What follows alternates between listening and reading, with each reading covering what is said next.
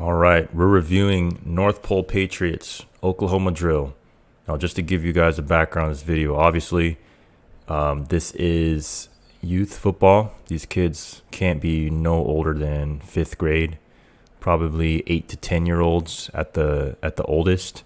So don't get it twisted. Don't get too sensitive, right? You know, I'm pretty serious, but I'm also there's some satire and comedic value to it.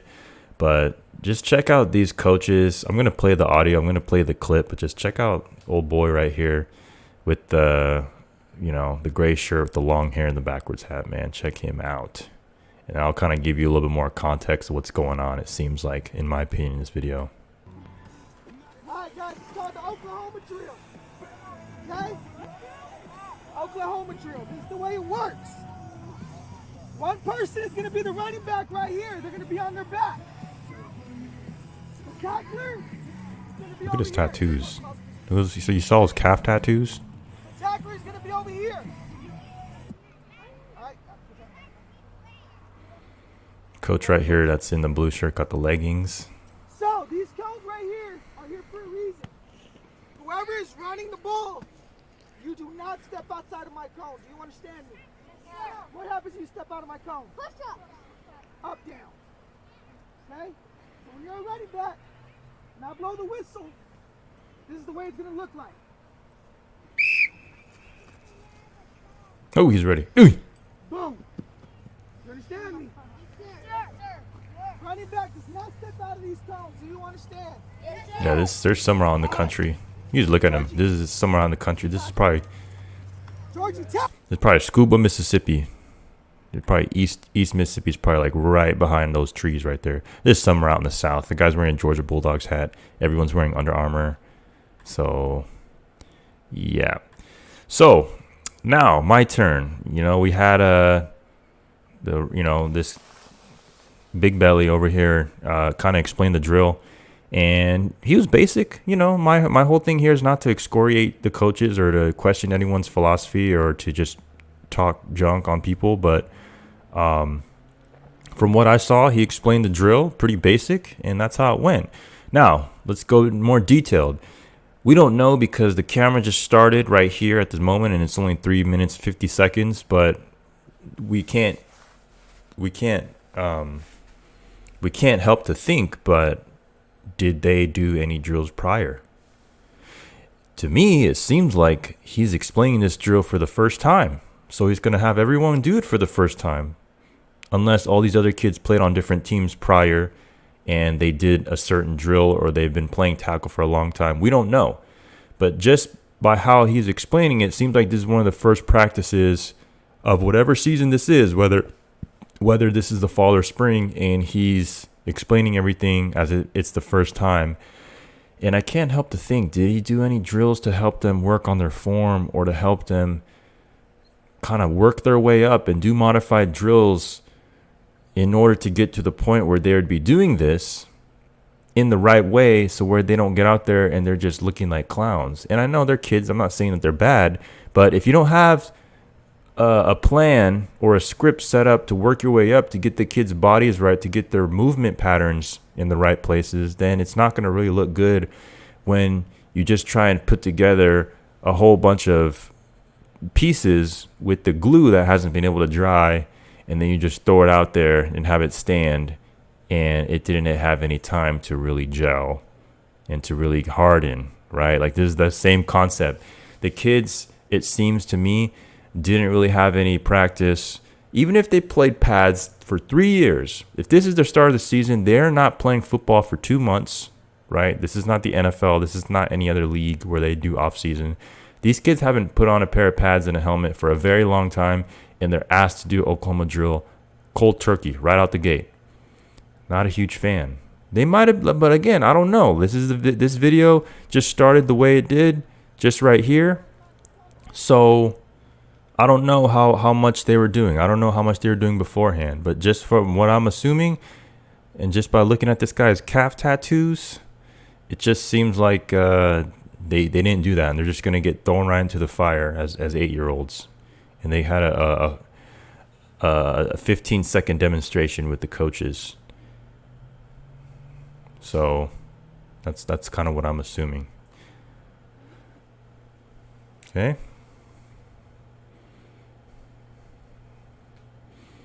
And I can't hear the audio. I have the mic plugged in, but let me know if he says anything about keeping your eyes up, keeping your head up, not dropping your head, keeping your feet moving and bending your hips and extending through tackling and wrapping up. If he did any of those, then kudos to him. If not, he needs to cover up those tattoos. Okay, let's critique. Okay, I gotta play this audio. Look, I don't know if y'all can hear. Let me turn it up. I love this. Look at this. You understand me? Are you gonna score a touchdown? Are you gonna score a touchdown? Get high. Get high. Let's go. You gonna say the same thing? Hey, you're gonna tackle him. You're gonna get after it. Let's go. Yeah. Look at this guy. Look at this boy. Look at him. Look at the calf tattoos. All right. Let me bring this down a little bit so we're not lagging too much. All right. Let's disregard the antics of calf tattoos here with the long hair, and let's just watch this film. Okay, this is as good as it gets when it comes to not following the 3 points. The kid, and again, I'm not going to excoriate the kid because he's probably like 9 years old, but this is a critiquing and analyzing video, so I'm going to just be objective here, regardless if this was a 34-year-old NFL player for the Dolphins or if this is a freaking 8-year-old kid for the North Pole Patriots down in Savannah, Georgia. Gonna just keep it real. Okay. Tackling, boom, make contact. Didn't wrap up. His feet stopped. He's leaning. Still didn't wrap up. He's on his knees. He's trying to roll his sock up. Boom. Shout out to the kid running the ball. He stayed on his feet. But then again, it's like if the player doesn't wrap up, that's what happens. You just bounce off of him. Okay. Blue shoes, white helmet. You have to wrap him up. The kid that's running the ball is pretty big kid compared to you, man. Wrap up, keep the feet driving. It doesn't matter if he's stronger than you. You have to keep your feet moving because if the moment you guys twist and the force is not head on anymore, you got a chance to wrap around his waist and he's going to go to the ground if you keep your grip on. If you keep wrapping him up around the waist, he's going to fall. But you have to make sure you keep your feet moving. This is asking a lot because I made a video on another team that was prior to varsity high school, a totally different video on which they did the Oklahoma drill the right way. I don't believe in this where you just have two kids running into each other like two rams headbutting each other. I don't believe in that. I think it poses a lot of disadvantages. It's just very unrealistic. So you're put in a tough position. So you're already lost there. So now you have to make up all these things. It's just very difficult running head on. See? Guys like this calf tattoo can't be coaching like this anymore because it could pose injury. We're not even talking about incompetence. We're talking about this kid had his head down, dropping it, and he could expose both of them. Could expose their spine, their cervical region, and their neck, spinal cord, and could get a vertebrae injury. Damage their neck, concussion. Right? Stop jumping.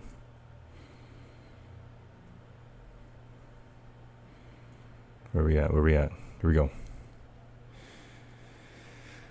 Okay, coach. Instead of you getting hyped and running, you have to help out black kid right here. Black jersey, black pants, white helmet. You have to help him. He didn't know he Okay, so we're gonna this answered my question at the beginning of the video. Did calf tattoos over here help the kids and have them go through some drills to lead them up to doing full-fledged tackling? The answer is no. I know I was being facetious at the beginning. I know he didn't, but I just want to kind of, thought provoke. I know he didn't.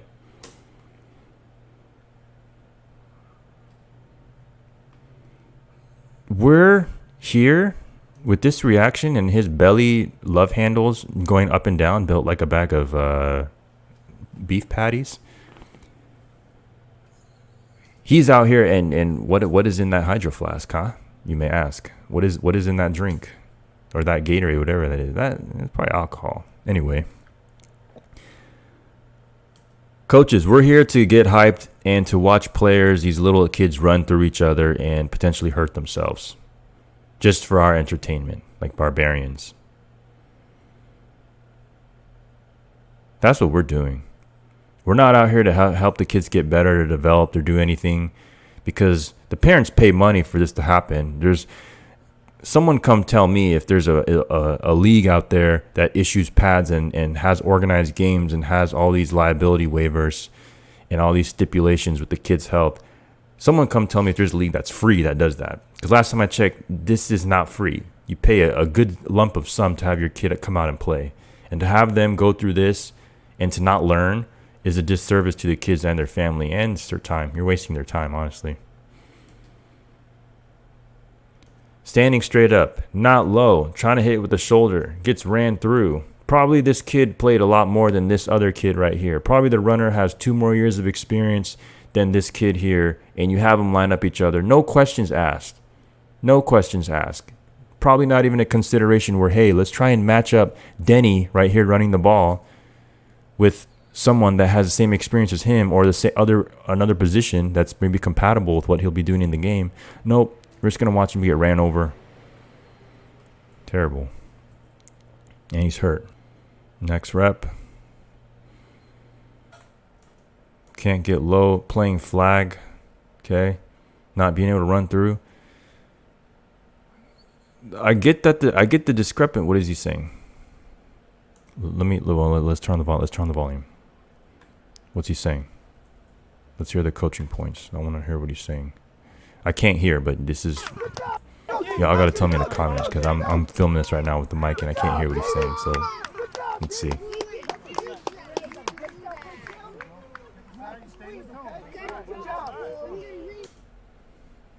Okay. It's a lot more helpful and way more beneficial if that's told before you actually do the drill. Because if you tell them before the drill and then they go through it, then you have something called feedback that you're able to offer the kid or the player, and you tell him what you just told him there, and he retains it better. Next. Oh, I didn't even critique it. I can't critique it. I can't critique this properly because they just don't have any idea. Like they don't have the basics down. And this is why I'm doing this video. It's not really critiquing the actual tackling like how I do with the high school kids. It's to highlight guys like this and look at these kids' age and tell everybody out there we got to do it differently than what we've been doing, because I had to do the same thing when I was younger. And I didn't learn nothing. You don't learn nothing as a 5th grader. You can't tell the coach, hey, bro, first of all, your tattoos are weird on your calves. Second of all, you ain't teaching us right. You can't say that as a 10-year-old.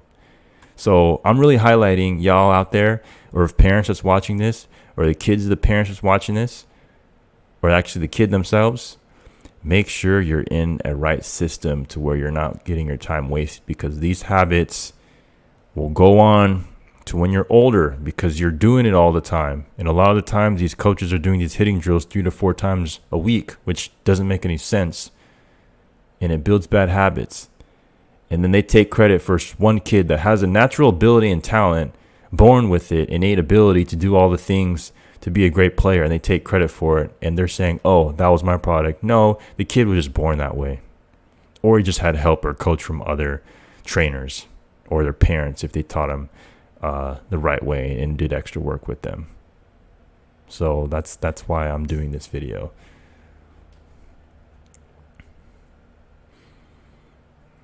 One more. This is probably the last one right here. Wrap up. Good. Bang. Good. Look, man, the premise of this whole thing was to highlight, hey, these kids are young. They're very inexperienced. Make sure you teach them the right way and the fundamentals and the basics, And you get that ingrained in their head over and over and over and over again, so that when they grow older and they get better, they get used to doing it the right way, then they're going to be really, really good football players. But if you scatter things around and you don't organize and you're not being intentional with what you're doing, and you're not really instilling the right things in them, then it's going to be a show. Okay?